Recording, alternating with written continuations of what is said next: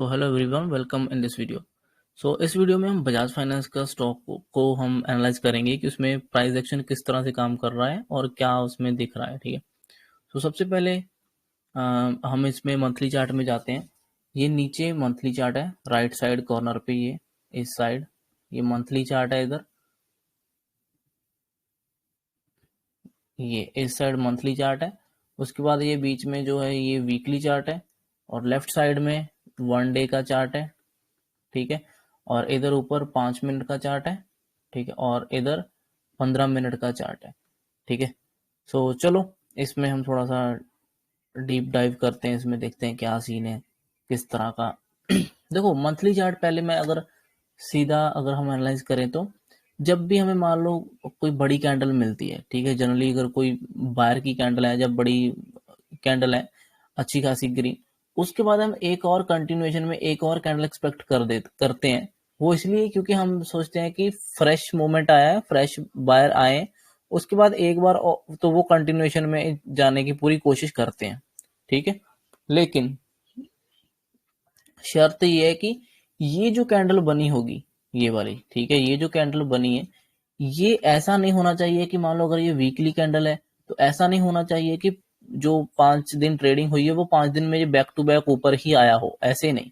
अगर ऐसे मान लो ग्रीन कैंडल बनाकर आ गया ऊपर 5 दिन से, इट मीन्स कि वो स्ट्रेच हो गया काफी, तो फिर ये ओवरऑल कैंडल जो होती है वो बहुत स्ट्रेच हो गई होती है, तो वो उतना अच्छी फिर हम मानते नहीं है, क्योंकि उसमें फिर प्रॉफिट बुकिंग कहीं ना कहीं आ सकती है, जो 40-50% वो कैंडल नीचे को आ सकती है।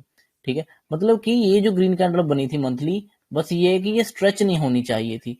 ठीक है, वीकली चार्ट में भी और डेली चार्ट में भी अगर देखा जाए तो अगर हम वीकली चार्ट में देखें तो वीकली चार्ट में ये कैंडल बहुत ही स्ट्रेच थी। देखो वीकली चार्ट में यहाँ कहीं से स्टार्ट हुआ, एक एक वीक तो ये यहाँ से रिजेक्शन लिया इसने, ठीक है, यहाँ से रिजेक्शन लिया और ये इतना मूव करके यहाँ पे क्लोज हुई। अगले वीक फिर से बड़ा मूव किया, अच्छी कैंडल क्लोज हुई। नेक्स्ट वीक फिर से मूव किया और फिर यहाँ क्लोज हुई। तो कहने का मतलब ये तीनों वीक ये ऊपर को ही इसने प्राइस स्ट्रेच किया, ऊपर को ही आया, मतलब कि यहाँ से चला, कह लो कि 6300 या 400 से चला और डायरेक्ट कहाँ तक गया, 7300, मतलब कि 1000 पॉइंट का ये मूव था जो इसने किया था इन 3 हफ्तों में। ठीक है, और उसके बाद चौथे हफ्ते में, फोर्थ वीक में तो ये होल्ड कर रहा था, कह लो जहाँ यहाँ कहीं होल्ड कर गया, मतलब कि बहुत अच्छा मूव आ चुका था इसमें। तो ये इतना स्ट्रेच हो गया था ना, तो अगली जो मंथ की कैंडल स्टार्ट होती है यहाँ से, वो डायरेक्ट कंटिन्यूएशन में जा नहीं सकती। ठीक है, तो यही सीन है। अब क्या कर सकती है वो, अगर ये मंथ की कैंडल अगर उसको मान लो ऊपर जाना है तो वो दो चीजें कर सकती थी। एक तो सिंपल ऊपर साइडवेज जो था उधर ही होल्ड करके वहीं से ब्रेकआउट कर देती, एक तो इस तरह से जा सकती थी। दूसरा, इसका जितना ये मूव है, इस मूव का 40-50% पुल बैक लेगी, जैसे ये ऊपर गया, ये 40-50% पुल बैक ले और फिर ये ब्रेकआउट करे, ठीक है, फिर ऊपर जाए, इस तरह से कर सकता है। उसमें उसके लिए इसको क्या करना होगा, अगर मंथली चार्ट ऊपर कैंडल क्लोज करनी है, मान लो ऐसे एक कंटिन्यूएशन जो हम प्लान करते हैं, अगर मान लो ऐसी कैंडल क्लोज करनी है तो अभी ये थोड़ा सा नीचे आएगा, पहले 1-2 हफ्ते नीचे को पुल बैक ले सकते हैं और फिर लास्ट के 2 हफ्तों में, लास्ट के एक हफ्ते में बड़ा मूव ऊपर की तरफ ये कर सकता है। तो इसमें फिर मंथली चार्ट में एक ऐसे विक दिख जाएगी, बड़ी सी विक दिखेगी और बाकी कैंडल ऊपर जाकर ग्रीन क्लोज होती हुई दिख सकती है। ठीक है, तो ये इस तरह से कुछ बनती हैं चीजें। खैर, अभी हम डिस्कस करते हैं इसके बारे में। अब क्या है कि हमें ये पता है कि जब भी मार्केट ऐसे स्ट्रेच करके कैंडल बनाती है, कोई भी बड़ी कैंडल, तो उसमें फिर थोड़ी सी प्रॉफिट बुकिंग जब वो पुल बैक के लिए आती है, जहां तो वो टाइम वाइज करेक्शन करता है, वहां पे होल्ड करता है, ठीक है, या फिर वो प्राइस वाइज करेक्शन थोड़ा सा करता है। तो इसीलिए ये जो इतना मूव आया था वीकली चार्ट में 3 हफ्तों से, मतलब पिछले महीने में पूरा फुल अग्रेसिव बाइंग का मूव आया, ये कहीं ना कहीं 40-50% पुल बैक मांगता था। ठीक है, आना ही पड़ेगा, पुल बैक तो आना ही चाहिए था, या फिर ये होल्ड कर लेता, इन दोनों में से एक चीज कर सकता था। तो इसने थोड़ा सा होल्ड किया, थोड़ा सा पुल बैक ले लिया, तो मतलब दोनों चीजें इसने 50-50 कह लो कर ली। ठीक है, सो अगर साइडवेज खुलकर यहाँ से मंथली कैंडल आगे कंटिन्यूएशन में जाना शुरू कर देती तो हमें वैसे ही हम एक मंथ और ग्रीन प्लान कर लेते। ठीक है, अभी ये पुल बैक ले रहा है तो मतलब ऊपर तो गया ही नहीं, पिछले मंथ का हाई तो इसने ये वाला ब्रेक ही नहीं किया है ना, तो उसके बाद तो नीचे आने लग गया, तो हम उसी उसके हिसाब से प्लान कर रहे हैं। अब हम क्या प्लान करते, सिंपल, मैंने देखा था कि इस मंथ क्या करेगा।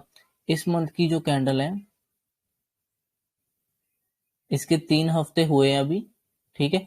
3 हफ्तों में क्या था, पहले 2 हफ्ते बहुत ही अच्छा ये होल्ड कर रहा था। ये देखो मैं इसको बड़ा चार्ट करके दिखाता हूँ, फिर छोटे देखेंगे। देखो इस मंथ के पहले 2 हफ्ते तो ये बिल्कुल छोटी सी रेंज में चल रहा था, क्योंकि साफ दिख रहा था इतना बड़ा मूव हो चुका है, और मूव के बाद वो थोड़ा होल्ड कर सकता है या थोड़ा पुल बैक ले सकता है, ये एक्सपेक्टेशन थी हमारी, ठीक है, क्योंकि ये स्ट्रेच हो गया था मूव ऊपर के लिए। तो यहाँ पे 2 हफ्तों से होल्ड कर रहा था। कौन सी कैंडलों में, वही इनसाइड कैंडलें, इंडिसाइसिव जो डिसाइड नहीं करती कैंडल, दोनों साइड से लड़ाई होती है, बाहर से लड़के और बीच में क्लोज कर देते, तो मतलब किसी के पक्ष में भी ये कैंडल जाती नहीं,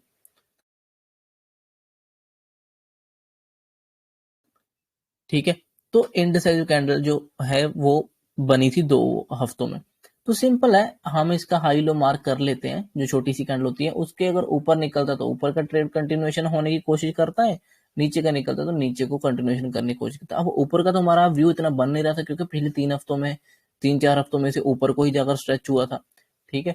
और हमारा अब दो ही व्यू बनते थे कि जहां तो ये साइडवेज होकर होल्ड कर ले, टाइम वाइज करेक्शन कर दे, जहां फिर भी थोड़ा सा पुल बैक ले ले और प्राइस वाइज करेक्शन करे। इनमें से दो चीजें ही कर सकता था, क्योंकि यहाँ से डायरेक्ट खुलकर और ऊपर नहीं जा सकता था, फिर वो बहुत ही ज्यादा स्ट्रेच हो जाता। तो इसने क्या किया, सिंपल ये 2 हफ्तों की कैंडल जो हमने मार्क कर रखी थी, ठीक है, और ये खुला नीचे, ये डायरेक्ट नीचे खुला इस हफ्ता, ये थर्ड वीक जो है वो डायरेक्ट नीचे खुला। तो सिंपल कंफर्म हो गया कि ठीक है, 2 हफ्तों के बाद अब नीचे खुल रहा है, तो अब थोड़ा सा सेलिंग का प्रेशर आ सकता है। तो सेलिंग का प्रेशर जब आना शुरू हुआ, तो उस हिसाब से ये वीक हम फिर एक रेड कैंडल एक्सपेक्ट कर सकते हैं कि हाँ, इनसाइड कैंडल थी जो होल्ड कर रही थी, उनके अब नीचे खुला तो अब नीचे की तरफ जा सकता है, ठीक है, एक आधा हफ्ता नीचे क्लोज कर सकते। तो ये वीक हमें थोड़ा सा रेड एक्सपेक्ट करना चाहिए था, मीन्स की इस वीक में कुछ थोड़े से एक दो सेलिंग के ट्रेड जो थे वो प्लान करने चाहिए थे ज्यादा, ठीक है। अब आपको वीकली चार्ट समझ आ गया होगा, अब हम चलते हैं डेली चार्ट में। डेली चार्ट पहले थोड़ा बड़ा करके दिखा देता हूँ। देखो डेली चार्ट में वो जो हमने देखे ना कि 2 हफ्तों से छोटी छोटी कैंडलों में होल्ड कर रहा था एक ही जगह पर, ठीक है, हमने उसका हाई लो मार्क कर लिया, वो यही था, इतना यही सीन था, ठीक है, यहाँ से इतना ही था, ये 2 हफ्तों से इसी जगह पे होल्ड कर रहा था। अब आप खुद सोचो, जो इतने बायर जो हैं, जो होल्ड करवा रहे थे यहाँ से, ये जो बायर इतने होल्ड करवा रहे थे यहाँ से इतने दिनों से, जो इतने दिनों से होल्ड करवा रहे थे, अब वो क्या हुआ कि ये डायरेक्ट गैप डाउन खुला, ठीक है, डायरेक्ट गैप डाउन खुला, तो इन सभी के स्टॉप लॉस अब यहाँ पे होंगे इसके नीचे। तो ये नीचे खुला तो वो पैनिक में तो फिर निकालेंगे निकालेंगे अपने स्टॉप लॉस, तो फिर ये यहाँ से एक फॉल कर सकता था, तो ये रेड कैंडल आपको एक्सपेक्ट करनी चाहिए थी,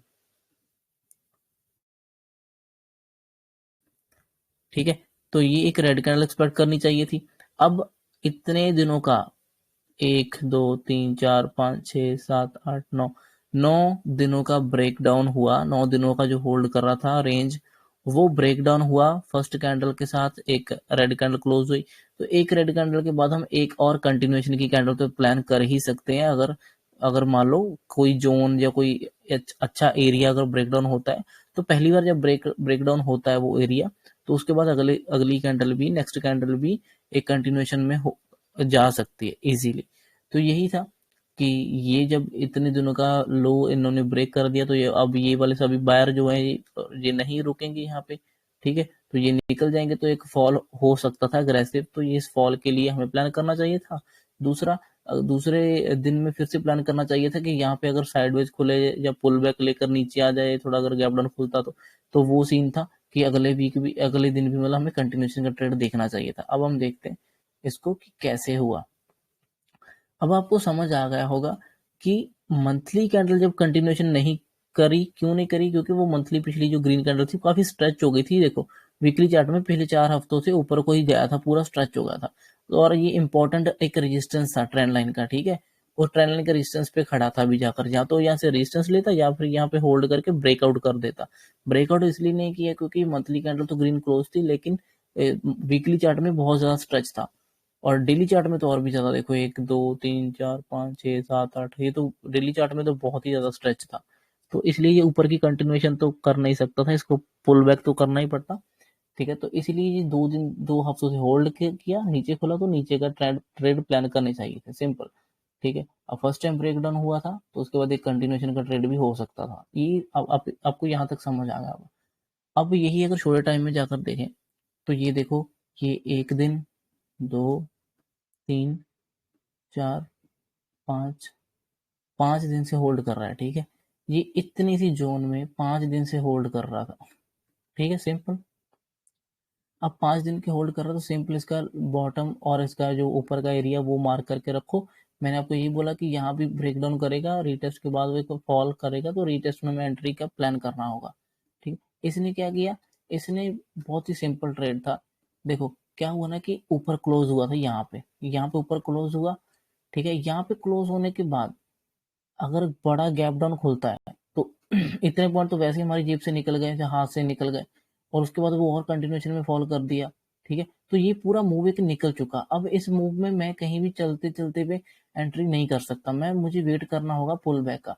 वही कि नीचे ब्रेकडाउन होगा, ठीक है, पुल बैक ले ले कि यहाँ तक रेजिस्टेंस तक और फिर फॉल करे।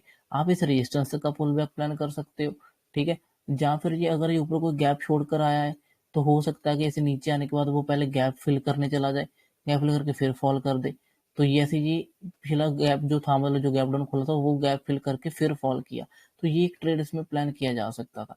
अगर इसको मैं आपको छोटे टाइम फ्रेम में भी दिखाऊं ना, 5 मिनट में भी, तो 5 मिनट में भी ये देखो ये ट्रेड था।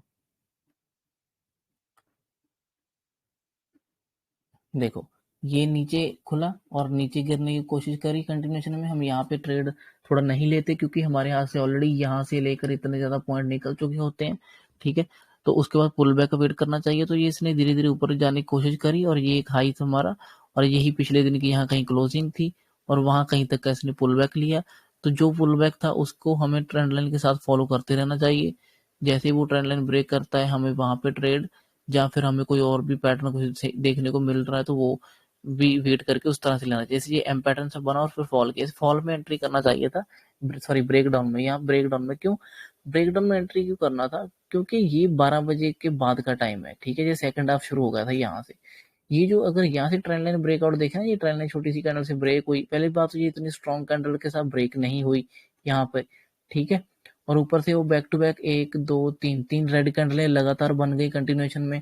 तो उसके बाद तो एक आध ग्रीन बनी जाती है, जब होल्ड कर लेता है तो वहां पे भी हम एंटर नहीं कर सकते थे, ठीक है। तो यहाँ पे एंट्री नहीं थी, और वैसे भी ये टाइम वाइज भी ये मैच नहीं कर रहा था। टाइम देखो, टाइम था 11:40, 35-40, तो 11 साढ़े 11 बजे तक हम कुछ नहीं लेते, क्योंकि इतने में साइडवेज टाइम चल रहा होता है। तो 12 साढ़े 12 बजे के बाद ही सेकंड हाफ शुरू होता है, तो तब हमें प्लान करना चाहिए। तो ये एक सिंपल ट्रेड था, आपको यहाँ कहीं ट्रेड प्लान करना था और इसी हाई का स्टॉप लॉस रखते, ठीक है, इतना। और आपको 1:2 के करीब तो 2-3 मिल गया इजीली, ठीक है। तो ये एक सिंपल ट्रेड था, बहुत ही इजी ट्रेड था ये, ठीक है। और जैसे हमें फिर अब ये मान लो ये कैंडल मिल गई, रेड कैंडल डेली चार्ट में, ठीक है, ये वाली। और इसके बाद मैं कंटिन्यूएशन की ट्रेड प्लान करूंगा। कंटिन्यूएशन में क्या प्लान करते हैं हम, सिंपल कि एक रेड कैंडल है मान लो, दूसरी उसका लो मार्क कर लेंगे, ठीक है। और हम वेट करेंगे कि अगले दिन अगर नीचे खुला तो पुल बैक कर ले पहले रीटेस्ट करे और फिर फॉल करे, ये प्लान करेंगे। अगर साइडवेज खुला और डायरेक्ट ब्रेक कर रहा है तो फिर वहां पे एक हमें डायरेक्ट ट्रेड लेने को मिलेगा, ठीक है। तो वही था, सिंपल था। ये देखो नीचे खुला, नीचे देखो नीचे खुला। अब आप एक सिंपल चीज देखो, जरूरी नहीं है कि इसमें उठते ही पहले सेल का ट्रेड लेना ठीक है। क्यों, क्योंकि देखो पिछले दिन से कहां से गिरा, यहाँ से गिरना शुरू किया है ना, यहाँ से देखो यहाँ से गिरा, back to back red candle बनाकर नीचे लगा, मीन्स कि ये बहुत ज्यादा स्ट्रेच था। देखो डेली चार्ट में भी जैसे ब्रेक, सॉरी 5 मिनट में भी ब्रेक हुआ डायरेक्ट नीचे, ठीक है। ये बहुत ज्यादा स्ट्रेच होगा देखो, ठीक है, दोनों साइड 15 मिनट में भी देख लो, इतना ज्यादा स्ट्रेच होगा। तो इतनी ज्यादा स्ट्रेच के बाद अगर नीचे खुलता तो मैं डायरेक्ट सेलिंग का ट्रेड नहीं लूंगा, क्योंकि स्टॉप लॉस मेरी लगाने को कहीं मिलेगा नहीं। तो इसमें सेलिंग का ट्रेड यहाँ पे नहीं लेना चाहिए था, ठीक है। चुपचाप आराम से कोई अच्छे नंबर का वेट करो, और जब वो बेंड करे प्राइस तब एक बाइंग का ट्रेड लो। बाइंग का मीन्स की पुल बैक, जैसे मैं बोलता हूँ ना कि कंटिन्यूएशन भी अगर करेगा तो डायरेक्ट खुलकर कंटिन्यूएशन नहीं करेगा, पहले वो पुराने क्लोजिंग तक हो सकता है कि रीटेस्ट करने की कोशिश करे, वहां तक आए फिर फॉल करे। तो ये रीटेस्ट इसको सुबह करना चाहिए था, जो इसने सेकंड हाफ में करने की कोशिश करी, ठीक है। आप इसको भी प्लान कर सकते थे, कैसे, क्योंकि एक तो देखो वैसे ही कितना स्ट्रेच हुआ था, ऊपर से ये और गैप डाउन खुला, गैप डाउन खुलकर और जाने की कोशिश कर रहा है, तो ऐसे तो नहीं जा सकता ना।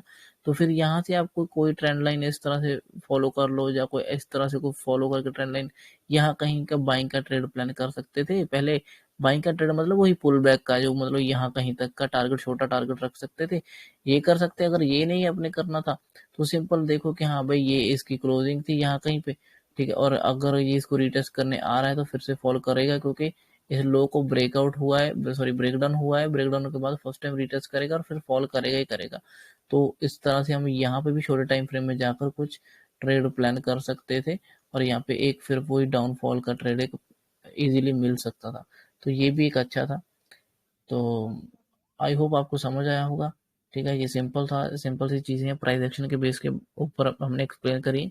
सो आई होप आपको समझ आएगा। Thank you so much for watching this video guys, bye.